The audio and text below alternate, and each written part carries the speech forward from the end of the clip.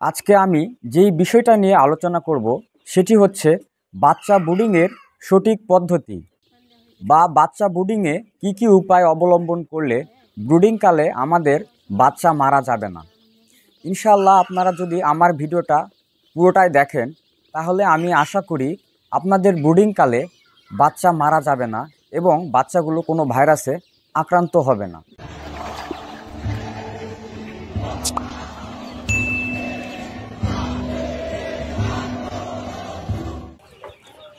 Hello, আসসালামু আলাইকুম। কেমন আছেন আপনারা সবাই? আশা করি ভালো আছেন। আলহামদুলিল্লাহ, আমিও ভালো আছি। সঙ্গে আছি খামার বাড়ি থেকে আমি মোহাম্মদ মোস্তাফিজুর রহমান, আর আপনারা দেখছেন খামার বাড়ি ইউটিউব চ্যানেল। আপনারা যদি দুইটা বিষয় না জেনে থাকেন তাহলে ফার্মে কখনোই মুরগি উঠাবেন না, কারণ আপনি যতবারই ফার্মে মুরগি উঠান না কেন ততবারই লস খাবেন। এই দুইটা বিষয় আপনাদেরকে জানতেই হবে। নাম্বার 1, আপনাদেরকে ভালো বাচ্চা ক্রয় করতে হবে বা ভালো বাচ্চাকে চিনতে হবে। নাম্বার 2, ভালো বাচ্চা পাবার পরে বাচ্চাগুলোকে ভালোভাবে ব্রুডিং করতে হবে। আপনারা যদি এই দুইটা বিষয়কে স্কিপ করে যান বা বেশি গুরুত্ব না দেন, আপনি যতবারই ফার্মে মুরগির বাচ্চা ওঠান না কেন আপনাদের ফার্মে লস হবেই। কারণ আপনি যদি খারাপ বাচ্চা কিনেন, খারাপ বাচ্চা বিভিন্ন রোগে ভাইরাসে আক্রান্ত থাকে, বা যদি ভালো বাচ্চাও কিনেন, যদি ব্রুডিংকালে কিছু ভুল করে থাকেন তাহলে বাচ্চাগুলো রোগে বা ভাইরাসে আক্রান্ত হবে। আর এই রোগে আক্রান্ত বাচ্চাগুলো কখনোই ভালো ওজন হবে না, কাজ করবেন, অসুখ হলে ওষুধ কাজ করবে না, বাচ্চাগুলো মারা যাবে এবং আপনি ফার্মের প্রতি ব্যাচেই লসের শিকার হবেন। আপনি নিজেও আর্থিকভাবে লসের শিকার হবেন এবং আপনার পরিবারও মানসিকভাবে দুশ্চিন্তায় ভুগবে। সঠিক পদ্ধতি তো আমরা প্রথমেই ভালো হ্যাচারি থেকে ভালো বাচ্চা ক্রয় করব। তো বাচ্চাগুলো ফার্মে আসার পূর্বেই আমরা ব্রুডিং কাঠামো তৈরি করে রাখব, যাতে করে বাচ্চাগুলো ফার্মে আসার সঙ্গে সঙ্গেই আমরা বাচ্চাগুলোকে ব্রুডারের নিচে ছেড়ে দিতে পারি এবং বাচ্চাগুলোকে হিট বা তাপ দিতে পারি। আপনারা একটা কথা মাথায় রাখবেন, যখন বাচ্চাগুলো ফার্মে নিয়ে আসবেন তখন বাচ্চাগুলোকে প্রতিটা ব্রুডারের নিচে 400 থেকে 500 পিস বাচ্চা গুনে গুনে ছেড়ে দেবেন। এতে করে বাচ্চাগুলো ব্রুডিংয়ের সময় খাবার এবং পানির সুষম বন্টন হয়। আপনারা যদি বাচ্চাগুলোকে আলাদা আলাদাভাবে ব্রুডিং করেন, আমি মনে করি বাচ্চাগুলো সুষমভাবে তাপ, খাবার, পানি পেয়ে থাকে। সেজন্য আপনারা অবশ্যই বাচ্চাগুলোকে আলাদা আলাদাভাবে ব্রুডিং করার চেষ্টা করবেন। এবার 2 নম্বর বিষয়ে আলোচনা করি। আপনারা বাচ্চাগুলোকে বিছানা হিসাবে কি ব্যবহার করতে পারেন। আপনারা বাচ্চাগুলোকে বিছানা হিসাবে কাঠের গুঁড়ো বা ধানের তুষ ব্যবহার করা যেতে পারে। কাঠের গুঁড়া বা ধানের তুষ ব্যবহার করলে বাচ্চাগুলোর মলমূত্র মেঝেতে লেপ্টে যায় না, খামার দুর্গন্ধ করে না। বিছানা হিসাবে আমরা ধানের তুষ বা কাঠের গুঁড়াকে ব্যবহার করতে পারি। তবে আমি আপনাদেরকে একটা কথা বলবো, আপনারা কাঠের গুঁড়া না ব্যবহার করে অবশ্যই ধানের তুষ ব্যবহার করার চেষ্টা করবেন। কাঠের গুঁড়োর থেকে ধানের তুষ শতগুণে ভালো। তো আমার খামারে প্রতি ব্যাচেই আমি ধানের তুষ লিটার হিসাবে ব্যবহার করি।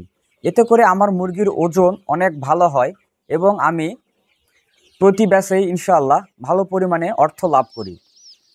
গরমের দিনে বাচ্চাগুলোকে ব্রুডিং করে থাকি, সেক্ষেত্রে আমরা ব্রুডার 1 থেকে 1.5 হাত উপরে টাঙাবো।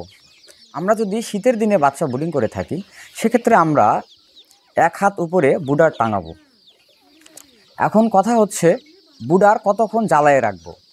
আমাদের একটা জিনিস মাথায় রাখতে হবে, যদি আমরা দেখি ব্রুডারের নিচে কোনো বাচ্চা থাকতেছে না, তাহলে আমরা বুঝবো বাচ্চাগুলো আর হিটের প্রয়োজন নাই। এই সময় আমরা ব্রুডারগুলো অফ করে দেব।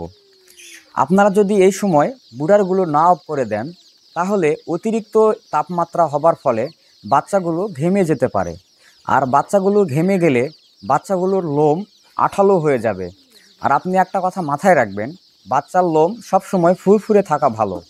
যদি কোনো ক্ষেত্রে বাচ্চাগুলো ঘেমে বাচ্চাগুলোর লোমগুলো আঠালো হয়ে যায় তাহলে বাচ্চাগুলো বিভিন্ন রোগে আক্রান্ত হতে পারে, বাচ্চাগুলোর ভালো ওজন হয় না। সেজন্য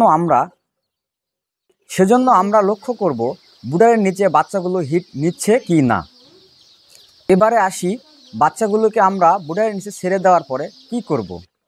আমরা মূলত বাচ্চাগুলোকে বুডারের নিচে ছেড়ে দেওয়ার পরে যদি আমরা গরমের দিনে বাচ্চাগুলোকে ব্রুডিং করে থাকি, গরমের দিনে বাচ্চার প্রচুর ডিহাইড্রেশন হয় বা পানির তৃষ্ণা লাগে, এ সময় আমরা বাচ্চাগুলোর খাবার পানির সঙ্গে স্যালাইন বা গ্লুকোজ দিতে পারি।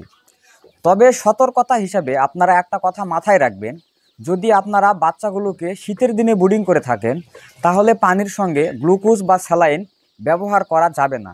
কারণ শীতের দিনে যদি আপনারা গ্লুকোজ বা স্যালাইন ব্যবহার করেন তাহলে এই স্যালাইন বা গ্লুকোজ ব্যবহার করার জন্য বাচ্চাগুলোর বুকে কফ জমতে পারে, আর কফ জমার ফলে বাচ্চাগুলোর নিউমোনিয়া হতে পারে বা ঠান্ডা রোগ হতে পারে। এখন কথা হচ্ছে, খাবার পানি দেওয়ার পরে আমরা খাদ্য কতক্ষণ পর দেব। আমরা খাবার পানি দেওয়ার ঠিক 10 থেকে 15 মিনিট পর খাবার দেব বাচ্চাগুলোকে খাদ্য দেওয়ার পরে আমরা 40 থেকে 45 মিনিট পরে যদি বাচ্চাগুলোর খাবার থলি চেক করে দেখতে পাবো বাচ্চাগুলোর খাবার থলিতে 70 থেকে 75% খাদ্য এবং পানি উপস্থিত থাকবে।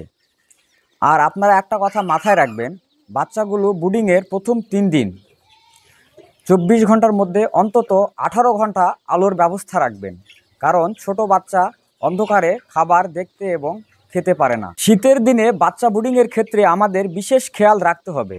আমরা প্রতি 2 থেকে 3 ঘন্টা পর পর বাচ্চাগুলোকে পর্যবেক্ষণ করব। যদি ব্রুডিংয়ে কোনো বাচ্চা মারা যায় তাহলে সঙ্গে সঙ্গেই মৃত বাচ্চাগুলোকে সরিয়ে ফেলব, এবং যদি কোনো কারণে খাবার পানি ঠান্ডা হয়ে যায় তাহলে সঙ্গে সঙ্গে আমরা ঠান্ডা পানি চেঞ্জ করে গরম পানি দিব। এছাড়াও যদি ব্রুডিংয়ে যদি লিটার বা ধানের তুষ ভিজে যায়, আমরা সঙ্গে সঙ্গে ভিজা লিটার বা ধানের তুষ সরিয়ে ফেলব।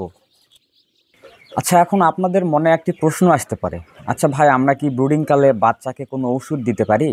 হ্যাঁ ভাই, ব্রুডিংকালে বাচ্চাকে ওষুধ দিতে হয়, যেন বাচ্চাগুলো ঠান্ডা রোগ না হয়। বাচ্চাগুলোকে শুকনো এবং কদম ফুলের মতো ফুরফুরে রাখতে আমরা কিছু ওষুধ ব্যবহার করতে পারি।